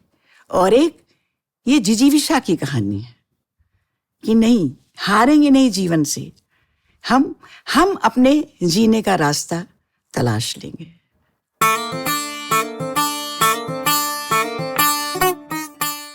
एक दूसरी कहानी है मेरी, वो मुझे इसलिए प्रिय है कि शायद मेरे पिता के जीवन से जुड़ी हुई है। ये कहानी में भी मैंने पिता का वो जीवन डाला। और मुख्य इसका यह है कि मेरी कहानियाँ लाउड नहीं होती हैं। मुझे लाउड कहानियों से और लाउड अंत से भी मुझे चिढ़ है। बहुत आस्ते से वो लोगों तक लेके, लोगों के मन में वो जाती हैं। तो होगी जय पुरुषोत्तम नवीन, ये निराला की कविता की पंक्तियां हैं। और इसमें एक व्यक्ति है जो बचपन से संस्कारों से, जो मैंने संस्कारों की बात आपको कही ना, संस्कारों से बहुत ही ज्यादा समृद्ध है, ईमानदार है। तो मेरा इस कहानी को कहने का है कि ईमानदारी कोई गुण नहीं है, ईमानदारी तो आदमी की एक आदत होनी चाहिए। कि कुछ भी हो जाए, वो अरुण वर्मा फॉरेस्ट ऑफिसर है और वो सस्पेंड हो जाता है, लेकिन वो अपनी ईमानदारी से बाज नहीं आता। और दूसरा बहुत ही मारक व्यंग इसमें मैंने किया है कि जिसमें वो आकर सारे पड़ोसी उसको समझाते हैं कि भाई ये जाके माफी मांग लो, कह दो कि मैंने एमएलए का ट्रक नहीं देखा। वो एमएलए का ट्रक पकड़ लेता है और बंद कर लेता है, और लोग सोचते हैं कि कह दो गलती हो गई। तो उसको दुख इस बात का होता है, वो अपनी पत्नी वसुधा से कहता है कि वसुधा, इतने लोग आए मुझे समझाने, लेकिन किसी ने ये नहीं कहा कि तुमने सही किया।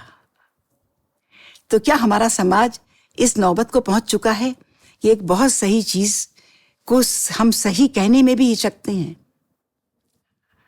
और इस कहानी में मैं जो कुछ एक कहानी से पाना चाहती हूँ और एक कहानी के माध्यम से देना चाहती हूँ, वो भी इसमें है। तो क्यों अरुण वर्मा ऐसा था? क्योंकि उसके पिता ऐसे थे। उसके पिता भी अपने समय में असूल वाले थे और अपने समय में ऐसे ही वो अपने असूल से डिगते नहीं थे। उनको सस्पेंड करके उनका ऑफिसर एक बार चला गया था, तो लोगों ने आके उस समय कहा था कि चलिए माफ़ी मांग लीजिए, और उन्होंने कहा था कि नहीं, माफ़ी तो मैंने कुछ गलत नहीं किया, माफ़ी मैं नहीं मांगूंगा। अरुण वर्मा ने ये कहानी सुनी हुई थी, तो अरुण वर्मा भी बचपन से ईमानदार था। और अरुण वर्मा की पत्नी कहती है कि तुम्हारे पिता का समय अलग था। ये बहुत महत्वपूर्ण बात है। जब लोग कहते हैं कि मूल्य बदल रहे हैं, तो मैंने दिखाया कि नहीं, ये मूल्य नहीं बदलते हैं।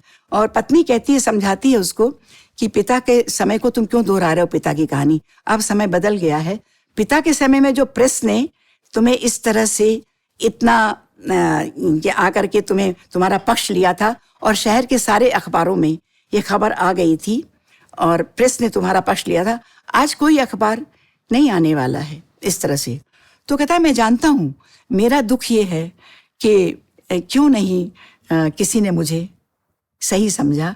और अंत में वसुधा उसकी पत्नी कहती है कि तुम ऐसे ही रहना। यहाँ मेरा स्त्री विमर्श है कि मैं ये जो कहते हैं पढ़ी लिखी स्त्री, मैं घर को संभाल ले जाऊंगी, तुम मेरी और बच्चों की चिंता मत करना, तुम अपने उसूलों से डिगना मत।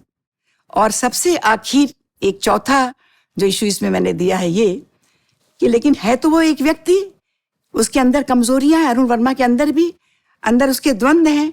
वो सोच रहा है कि ये जो अपनी ईमानदारी में दिखा रहा हूँ, ये अपने पत्नी और बच्चों के हाथ में भीख का कटोरा देने वाली बात कर रहा हूँ, जो उसके पड़ोसी उसको समझाते हैं। और वो सोचता है कि ये मैं बहुत ही मन में उद्विग्न होकर के सुबह वो उठा रहता है। और जब सुबह उठ के अपने बगीचे में आता है, तो उसका छोटा बच्चा उठ जाता है और दौड़ के आता है और अरुण वर्मा से कहता है कि पापा, आप रात में जो मम्मी को अपने पापा वाली कहानी सुना रहे थे ना, वो मुझे जरा फिर से सुनाइए। कहता है क्यों? क्योंकि मुझे स्कूल में जाके अपने दोस्तों को वो कहानी सुनानी है। And here the story ends. तो मैंने एक बार एक स्कूल की टीचर से पूछा था, ये बहुत दिनों तक, बहुत वर्षों तक ये कहानी रही उसमें पाठ्यक्रम में, कि ये अंत बच्चे समझ नहीं पाए होंगे ना, अंत बहुत मामूली सा है कि अरुण वर्मा का बेटा आके उससे कहता है कि पापा रात की कहानी मुझे सुनाइए, जब वो बहुत उदिन रहता है और अरुण वर्मा अपने बच्चे को अपने कद तक ऊपर उठा लेता है। तो कहने लगी अध्यापिका कि सूर्यबाला जी, मेरे रोंगटे खड़े हो गए हैं, मैं रोमांचित हूँ, और आप पूछ रही हैं कि अंत लोग समझे कि नहीं समझे। तो ये मेरी कहानी की सफलता थी।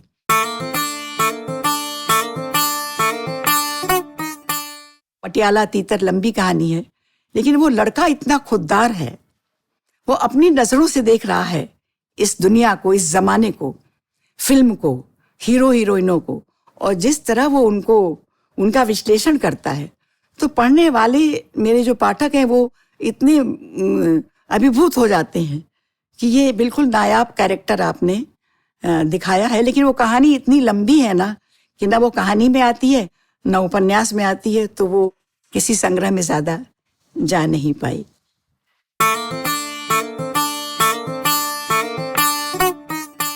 वो कहानी है मेरी आदम कद, और उसे आप स्त्री विमर्श की शुद्ध कहानियों के बीच में ले सकते हैं। बल्कि जब ये कहानी प्रकाशित हुई थी, तो उससे मेरी एक साथी लेखिका ने कहा था कि आपको कहानी भेजना नहीं आता, ये कहानी आपको हंस में भेजनी चाहिए थी, और आपने इंडिया टुडे में भेज दी। लेकिन कहानी पाठकों ने बहुत पसंद की, कहने लगी कि हंस में छपती तो उस पर कितनी चर्चा होती। तो मैंने कहा तुमने फोन किया ना, चर्चा हो गई। तो ये कहानी जो है, एक बहुत कुरूप, अपड़, गंवार और काली औरत को लेकर लिखी गई है। और वो इतनी खुददार और संवेदनशील औरत है, और उसका पति उसको काली कुरूप समझ करके बिल्कुल नकारे निकम्मे आदमी से उसका विवाह कर दिया जाता है। और वो पति है, वो अपना पुरुषत्व अपना समझे हुआ अपना रोप दाप वैसा ही रख रहा है वो नकारा आदमी। लेकिन वो जो स्त्री, कुरूप स्त्री जो है, वो अपने उस पति को भी पाल ले जाती है और वो इस पति से एक बच्चे को जन्म देती है कि इतना अधिकार तो मेरा इस पति पर है कि मैं माँ बन सकूं।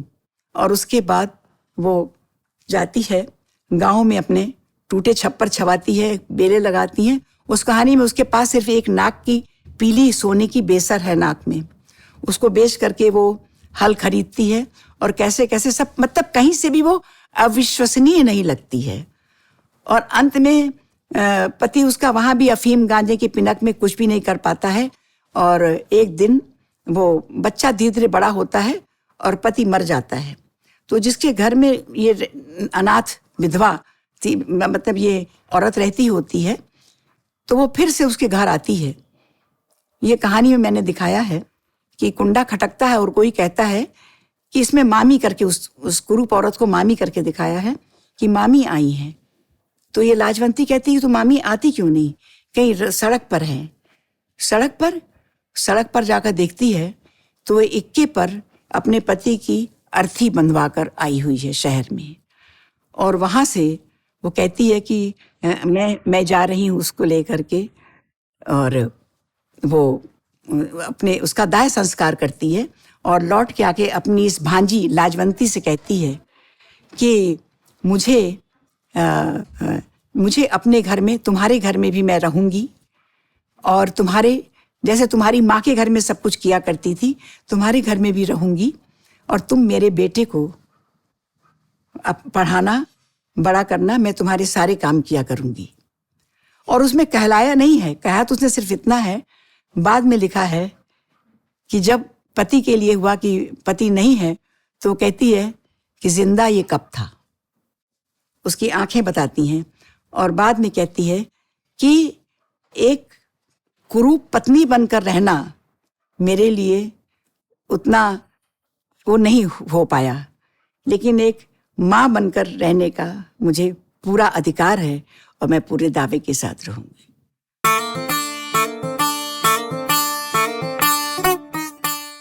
वो भी पूरी कहानी व्यंग्य में है और बड़े जो कहते हैं ना मस्खरे व्यंग्य में, कि उसमें यही है कि एक छोटा सा बच्चा एक जागीरदार साहब के यहाँ नौकर रखा गया। सबके घरों में नौकर, जो मतलब बड़ी कॉमन प्लॉट है कि नौकर रखा गया जागीरदार साहब के घर में, और उसको उसकी माँ सिखा रही है कि देखो, जो कुन्नू बाबू को की देखभाल करने के लिए वो नौकर रखा गया, उसे कहा जा रहा है कि जो कुन्नू बाबू खेलें वही खेलना, और जब लूडो खेलो कुन्नू बाबू के साथ तो तुम ऐसा कर कि कुन्नू बाबू की जो गोटी है उसको सीढ़ी चढ़ जाए और तेरी गोटी जो है वो उसको सांप निकल जाए। तो देखो बेटा, जैसे करेगा तो तेरा भी वो लग जाएगा और मेरा भी। तो सारी कहानी व्यंग्य में है, लेकिन वो लड़का सोचता है बीच में कि बस एक बार मन होता है भैया जी कि मैं एक बार तो हाथ में बॉल लेकर अपने पूरे दम से मारूं, देखूं तो जरा कि मेरी गेंद कहाँ तक जाती है। तो ये बार बार ये व्यंग्य जो है ये अंतर्धारा की तरह बहा है इस कहानी में। ऊपर वो कह रहा है, ऊपर हमेशा बड़ा अच्छा, कुन्नू बाबू बहुत अच्छे हैं, भैया जी बहुत अच्छे हैं, ऊपर छत पर सब लोग इकट्ठे होते हैं, मुझको नाचने के लिए कहते हैं, मैं नाचता हूं तो सब लोग हंसते हैं। लेकिन अंदर अंदर वही एक जो कहते हैं ना निर्धन बच्चे की व्यथा कथा है जो इस कहानी के माध्यम से, और फरिश्ते भी, इसका शीर्षक भी व्यंग्य है अपने आप में। वो कहता है कि बाबू साहब देवता समान आदमी है भैया जी, माँ जी बताती हैं। मतलब जिस बाबू साहब ने उसके पिता को कत्ल के जुर्म में, गलत झूठे कत्ल के जुर्म में जेल करवा दी, उसको भी वो देवता समान आदमी भी मानता और उनकी जो दया पर वो निर्भर होता चला जा रहा है।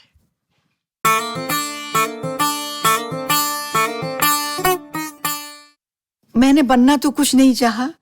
जो जो मुझे समय, मैं बहुत विश्वास करती हूँ कि time takes its own decision, और वो मैं बनती चली गई। लेकिन कुछ तो मैं बनती, कुछ ना कुछ होती, क्योंकि मैंने समझ लिया कि ये मेरे अवचेतन की ज़रूरतें थी। मुझे संगीत से बहुत प्यार है, वो लोकगीत हो, प्रेम गीत हो, वो जो कहते हैं सुगम संगीत हो, शास्त्रीय संगीत हो, शेर शायरी हो, कुछ भी हो, मैं अपने को भूल जाऊंगी, बेसुध हो जाऊंगी। मुझे नृत्य से बहुत प्यार है। कहीं न मैं नहीं सीख पाई, क्योंकि मैंने बताया था ना कि माँ की ये थी नहीं थी, माँ ने रोका नहीं, लेकिन मुझे पता था कि माँ कहाँ से देंगी। तो मैंने सब कुछ देख देख कर, जो लड़कियां स्कूल में डांस करती थी, जो लड़कियां नृत्य करती थी, तो मैं होती तो कुछ ना कुछ तो होती ही होती। चित्रकार नहीं हो सकती थी कि वो मेरे बूते की बाहर की बात थी। और होना क्या होता है, आप अपने आप में सोचिए।